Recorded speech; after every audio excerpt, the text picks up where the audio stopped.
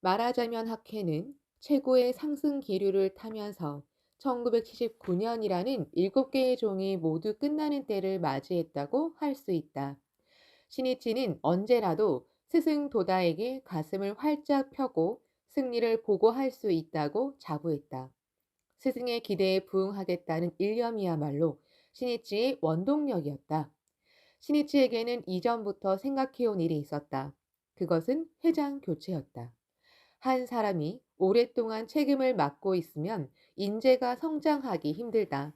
신이치는 영법 구조를 위해서라도 빨리 후계의 흐름을 만들고 싶었다. 회장에 취임하고 10년이 지난 1970년에 언젠가는 사임하고 싶다는 뜻을 집행부에 여러 번 전했지만 집행부는 회장은 종신이라는 이유로 반대했다.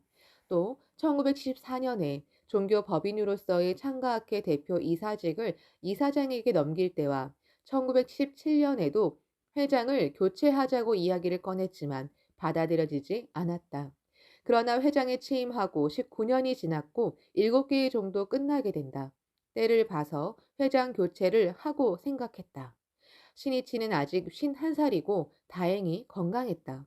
회장직에서 물러나도 지금이라면 모두를 지켜보면서 응원할 수 있다고 생각했다. 불법자로서 세계를 전망할 때 신이치에게는 해야 할 일이 많았다. 세계 평화를 건설하기 위해 더 광범위하게 구체적으로 행동하고 싶었다. 세계 지도자들과 더 활발히 대화할 필요성을 느꼈다.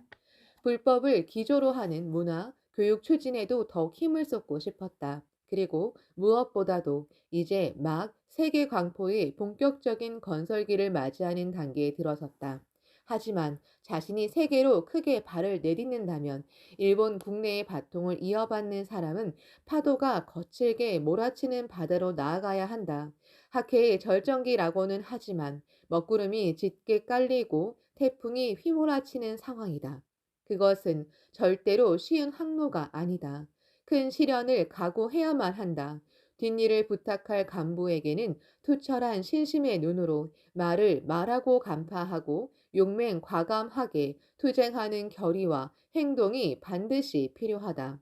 신이치는 지금 모두가 용기를 내기 바랐다. 고대 로마의 철인 세네카가 이렇게 말했다. 역경이라는 충격도 용기 있는 사람의 마음을 바꾸지 못한다. 이튿날 4월 3일 오후 신해치는 세이쿄 신문사 보급소 소장회의에 참석했다. 큰 파도가 학회를 덮치는 상황에서도 신해치는 투쟁을 멈추지 않았다.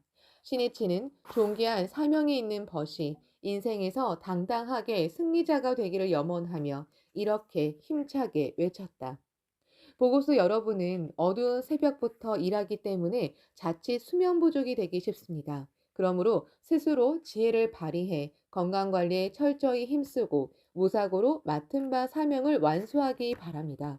사고를 방치하는 핵심은 무엇인가? 그것은 신심에서나 생활에서나 기본을 철저히 지켜야 한다는 점입니다. 기본을 태만히 하는 것은 방심이고 나아가 거기에는 만심이 있습니다. 특히 신심의 세계에서는 기본에 소홀하고 명문 명리에 사로잡혀 요령을 부리는 사람은 반드시 실패로 끝나고 맙니다. 사람의 눈은 속일 수 있어도 불법의 인과 이법만큼은 그 누구도 벗어날 수 없다는 사실을 마음속 깊이 새기기 바랍니다.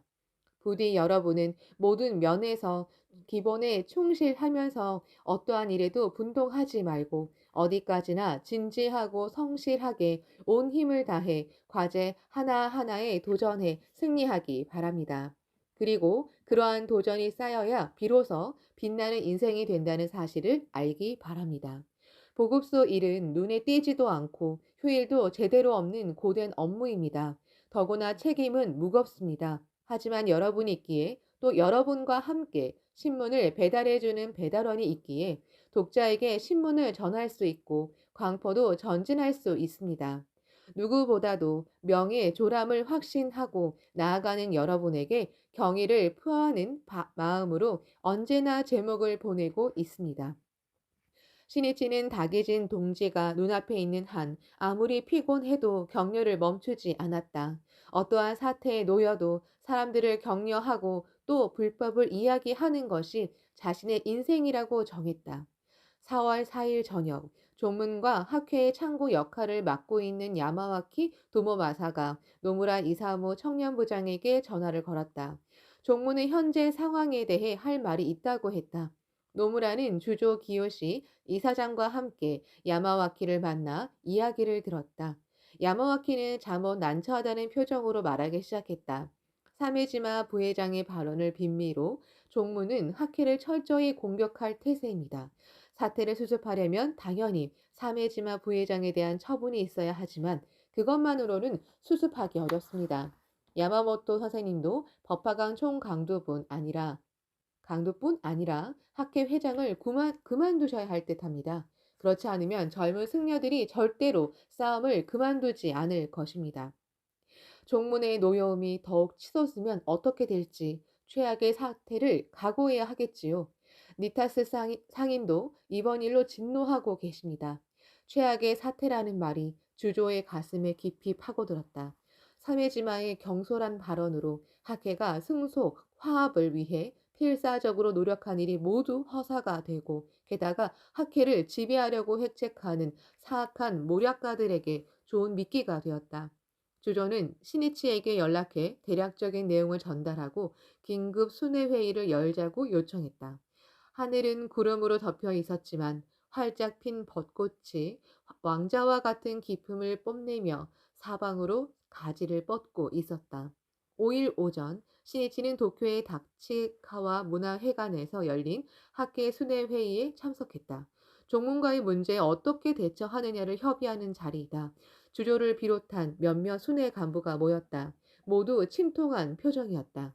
먼저 야마와키가 전해온 이야기를 보고하고 이어서 종문 측 승려들의 움직임을 보고했다.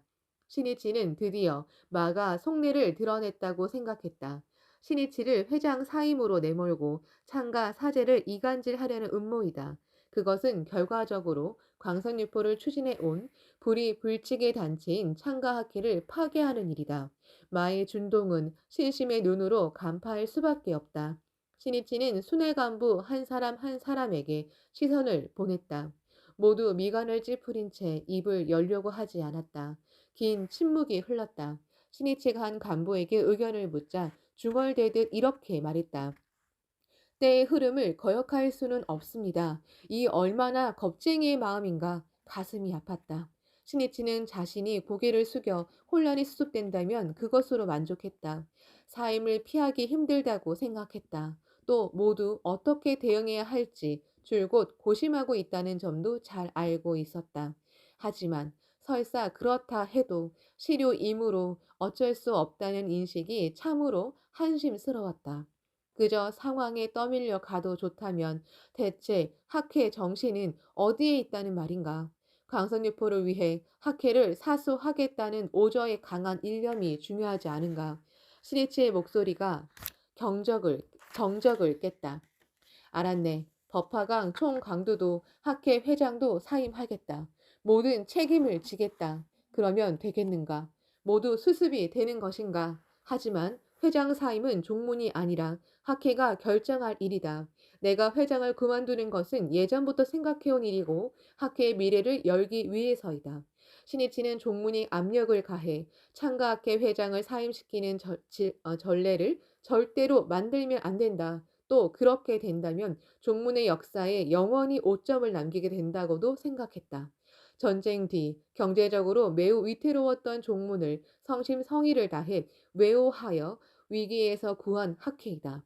그리고 무엇보다 학회는 신이치를 선두로 사신 홍법의 투쟁을 전개하여 실제로 대성인의 유명대로 광선유포를 추진하고 세계의 묘법을 유포해온 유일무이한 불이 불칙의 단체이기 때문이다.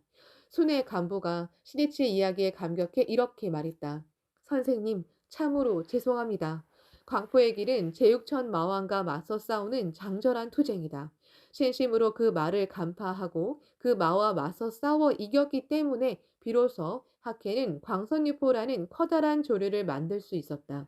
도다 조세이는 제자들에게 제3대 회장을 지켜라. 결단코 생애 지켜라. 그러면 반드시 광선유포를 이룰 수 있다고 유언했다. 여기에 상승의 길을 여는 단결의 핵심이 있다. 신해치는 누가 자신을 지켜주기를 바라는 마음은 조금도 없었다. 하지만 은사가 광선유포를 위해 남긴 정신이 사람들에게서 잊히고 있다는 사실에 큰 충격을 받았다. 신입진은 학회의 앞날을 내다보며 기원하는 심정으로 순회 간부에게 이렇게 말했다. 나는 사자이다. 그 무엇도 두렵지 않다. 여러분도 사자가 되어야 한다. 그렇지 않으면 학회원이 불쌍하다. 열렬한 투쟁심과 용기로 창가 사제의 대도를 끝까지 걸어야 한다.